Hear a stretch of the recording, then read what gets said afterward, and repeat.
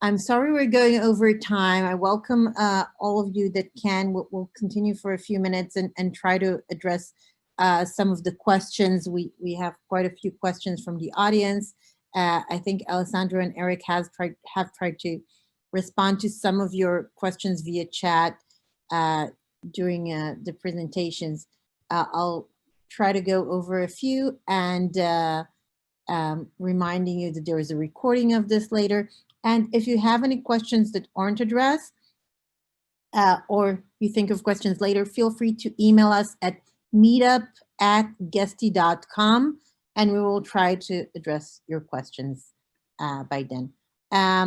I'll try to begin with a few audience questions. For Alessandro, how do you balance between spontaneous bookings and travel fraud? I think this is relevant for others, but Alessandro, can you please? Yeah, sure. I think it's a very interesting question. Of course, you know, whenever you are running a hospitality business, there is inherently a balance that you need to strike between flexibility and safety. I think my best advice would be to try to experiment and know your market as much as possible. So see what is happening around you, see what works, see what doesn't. If you do have resources from booking.com, if you do have an account manager looking after your properties, you can also speak to them to get their advice. But my best suggestion would be not to be scared within reason, right? You probably want to strike a good balance between having the right amount of bookings, the right amount of cancellation. And of course, when it comes to fraud, that is very important also that we keep the communication. We want to know that. We want to know if there is any way in which we can help you. So please feel free to contact our customer service and also let us know if you are experiencing any issue on the fraud side. We do take it quite seriously on our end, and we have quite some team dedicated on that. But from your perspective, it's very important that you let us know. Thank you. Another question that came up a lot for both Alessandro and I think Dale can contribute as well. In terms of discounts for longer stays, anything you can recommend or comment on 7 days or over 30-day stays? How should people price smartly their properties? Yeah, I'll try to go quickly first, Dale, and then I'll let you go. I think so. It's incredibly hard to answer this question, obviously, generally for all property managers everywhere, without having more specifics. So again, my suggestion would be to know your market, see what works, look at your competitors, see what they are pricing.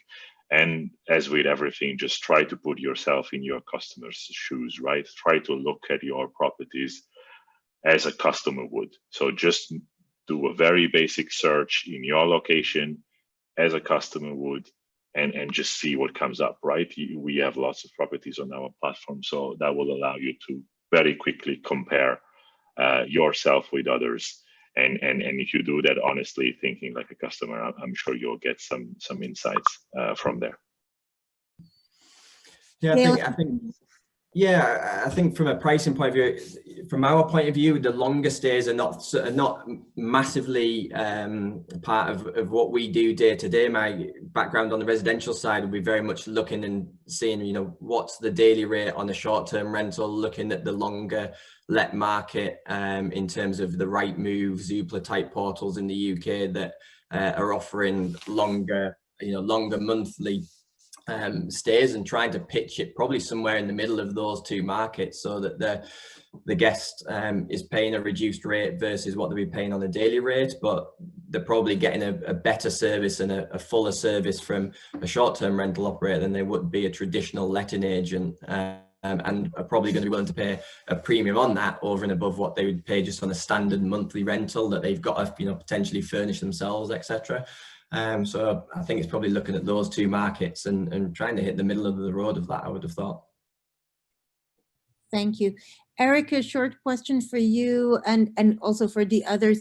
There are a lot of marketing companies offering us, particularly nowadays, services for property managers. Do you recommend using marketing agencies, external marketing agencies, to help with your marketing strategy? Yeah, that's a great question. We get that question quite a bit. And I would answer that with only if you have your brand, your identity, and who you're servicing dialed in. Otherwise, you're going to put a lot of money into marketing without really understanding who you're targeting. And, you know, Dale, I mean, you did an incredible job with building your brand, Host and Stay, and really dialing in who you're servicing. It's clear. You know, it's clear when you go to the website. So when you start investing into ads, you can track the results and understanding, is this actually converting to business? Otherwise, we're just tossing a bunch of money in a machine and thinking that we have to do marketing. But if we don't have our identity really understood, and Dale, I'll use you again, I mean, Host and Stay is an incredible brand, and really understanding who we're targeting, it could be a lot of waste of money. With that said, once you do have that figured out and you know who you're targeting and you know how to target that avatar for either your properties to stay or for potential new owners to work with, if you can't do that, and I prefer to keep all marketing in-house. I think that should be the last thing that you get rid of as a business owner is sales and marketing. But there are some incredible companies that are rising. Blue Tent, I keep hearing about them quite a bit. I personally haven't worked with them, but I know plenty of people that have, and there's a handful of companies out there. So I don't know if that answered or if that was the response that that person's looking for, but you know, part of just like my value add on this call today is really just helping hosts understand that it is more important focusing on our identity and who we're servicing and how we're servicing them than dumping a bunch of money into marketing right away.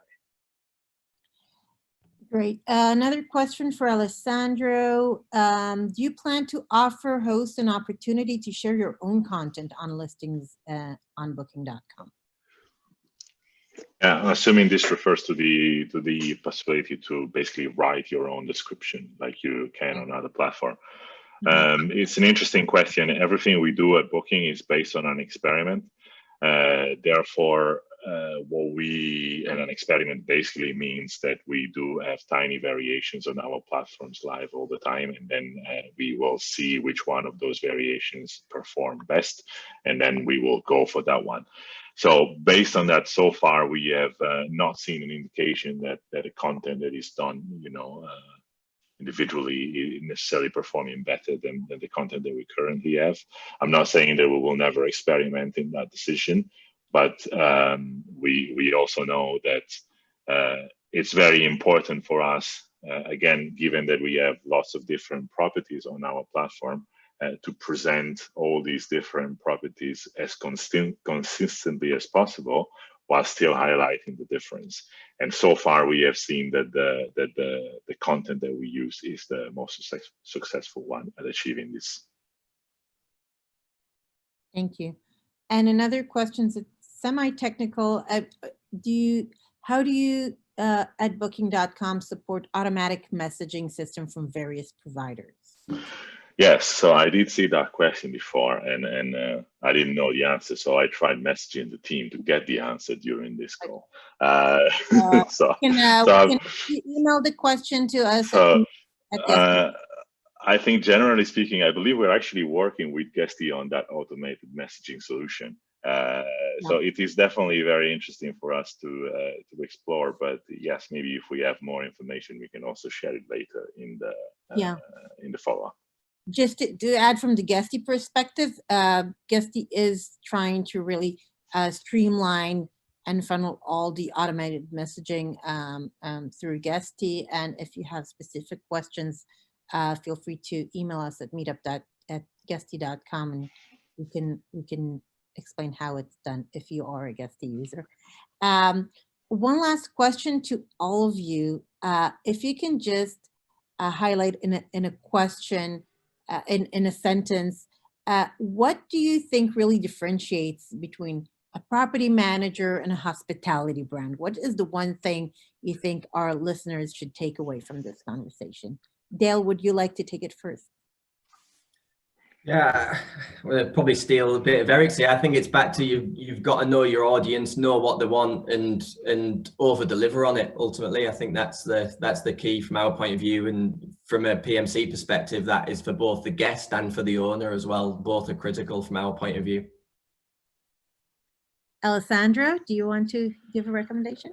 From my perspective, I think, you know, the hospitality is an element of persons, right, in it. So I think it's very important to provide a good service. To connect is based on a relationship, is not transactional. So I will just focus on making sure that the value is delivered consistently and well for what your audience is looking for. I think that's ultimately what's gonna make a difference. You know, everyone wants an experience, but nobody wants a bad one, right? So I will just focus on really delivering that value.